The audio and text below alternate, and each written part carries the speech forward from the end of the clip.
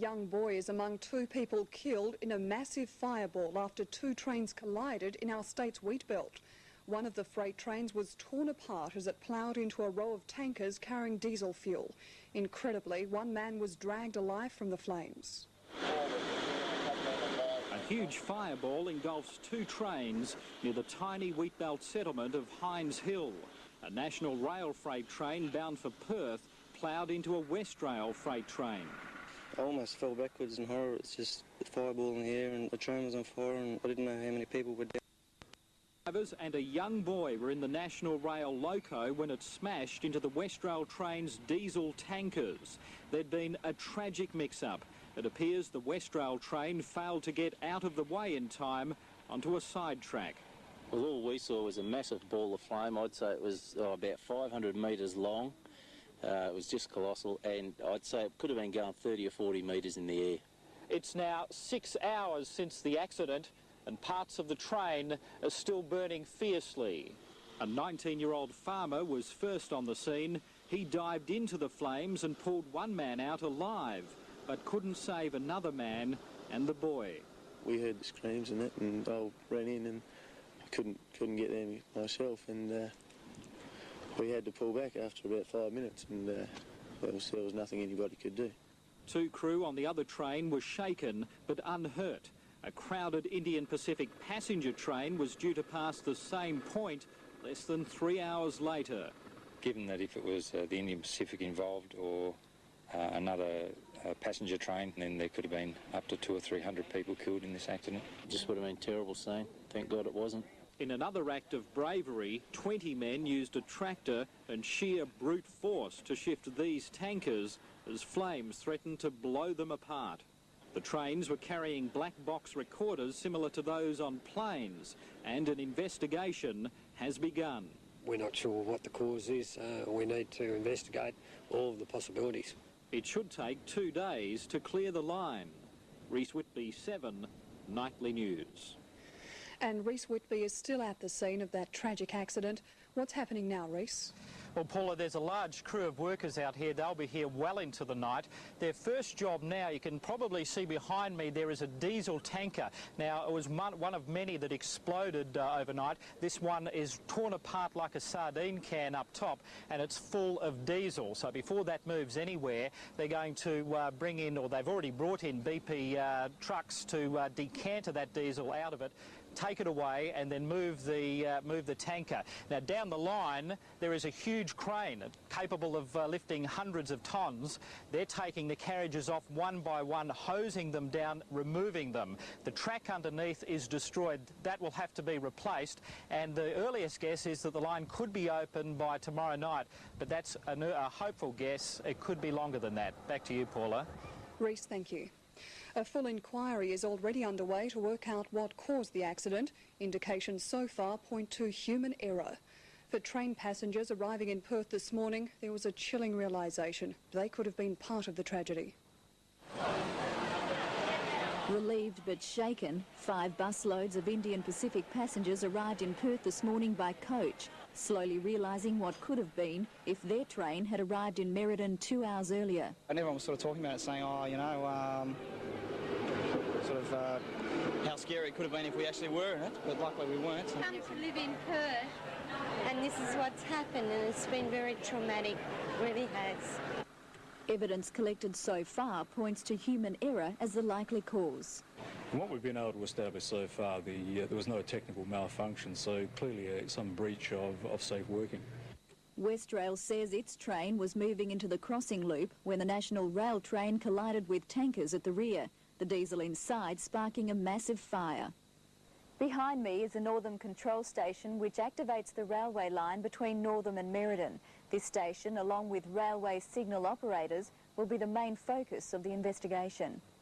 National Rail is convinced the driver of its train knew what was about to happen. But the fact that one of them got out when there was a major fire suggests that he had some time to get out, at least a few seconds, and so that I think is an indication that they had some forewarning of it. It's unclear where the 2 victims were and why they weren't able to escape the terrible collision. The train line is expected to be closed for up to 48 hours, causing delays to 12 freight trains. But Westrail has assured the public there'll be no delays to passenger services. What we're doing is coaching people either between Merredin and Perth, or alternatively in the case of the prospector users, we're coaching them around the derailment sites. Sonia Vinci, 7 Nightly News. Police. Been an accident on the train track, and well, I sort of jumped in the ute and raced straight down. And there was a big ball of flames. The whole train was lit up. 250 kilometres from Perth, a huge explosion alerted the young local farmer, horrified at what he saw at this Hines Hill rail crossing. He heard screaming. Without thinking, he ran into the fire to help a man engulfed in flames. So I dragged him out. He was engulfed by flames and smoke. So I dived in there and got him out, and he said there was 2 other people in there. But he couldn't save the other driver from Kalgoorlie and a 10-year-old Perth boy who both perished in the inferno. I went back in 3 times to try and get them, but that was no avail. They sort of, they were screaming, they were gone. It was just too hot. It started when a Sydney freight train travelling west slammed into the tail of one leaving the main line. One train carried highly toxic material, the other diesel fuel. The result, tragically predictable. An explosion on impact. Authorities say a huge fireball rose 45 metres into the air. The glow could be seen 10 kilometres away. The fire stretched down the track for 1 kilometre and caused bushfires on both sides. All we could see was from right down the bottom to up here, one big massive ball of flame. Have you ever seen anything like that before? Never. Not in me 22 years as being a volunteer. Nearly 100 emergency workers from 3 towns spent an exhausting night trying to quell the flames, still billowing smoke after more than 7 hours. While a local 19-year-old is being hailed a hero, his patient suffering second-degree burns will be questioned, along with the other train's 2 drivers. National Rail and Westrail are investigating the accident. The track where it happened is controlled by signals. Rail officials say the signals appear to be working. Well, you'd have to hazard a guess and say that there was some degree of driver error. There's contradiction also about the presence of the 10-year-old. One official says it's not unusual for families and friends to be given joyrides. Westrail believes the track will be closed for 48 hours. Damage is estimated at least $10 million. Lisa Fairclough, 10 News. Into a siding at Hines Hill, about 240 kilometres east of Perth. Witnesses spoke of a huge fireball rising more than 50 metres into the night sky after the locomotive in which the 3 were travelling slammed into a diesel tanker on the other train. The collision occurred at 5 minutes past midnight. A Westrail train travelling east was moving into a siding to clear the line for a westbound National Rail Corporation train. But it didn't make it. The National Rail train ploughed into the side of one of the last diesel tankers on the Westrail train. The tanker exploded on impact, engulfing the locomotives and 15 wagons in a huge fireball. About 500 metres along the track and probably going about 50 metres up in the air.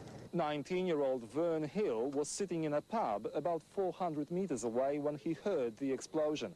He rushed to the scene and was able to pull one of the drivers out. He went back 3 times trying to save the other driver and a 17-year-old boy, but was forced back by the flames. So we just had to leave it. I kept asking him where they were and what was going on. It was pretty hard to get any sense out of him. So. But there was no hope for anybody, I don't think. So. The guy that pulled him out was very brave. Firefighters battled for more than 7 hours to contain the blaze, the fire still smouldering 12 hours after the accident. The bodies of the National Rail driver and the teenager were removed only after the flames were put out. The other driver was taken to hospital with burns to his arm. The 2 drivers on the Westrail were in shock but unhurt. Westrail and National Rail Corporation have begun an investigation. Both trains knew that they were here and clearly something's gone wrong. I'm not about to get drawn into an argument about what that was. Removal of the wreckage and repairs to the track are expected to take several days.